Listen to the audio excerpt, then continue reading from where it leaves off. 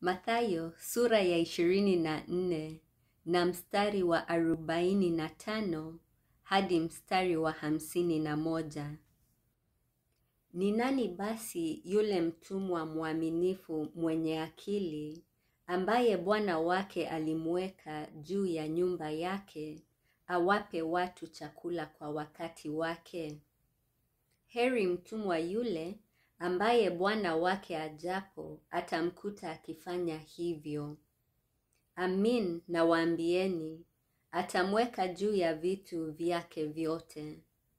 Lakini mtumwa yule mbaya akisema moyoni mwake, bwana wangu anakawia, akaanza kuwapiga wajoli wake na kula na kunywa pamoja na walevi, bwana wake mtumwa huyo atakuja siku asiyodhani na saa asiyojua. Atamkata vipande viwili na kumwekea fungu lake pamoja na wanafiki.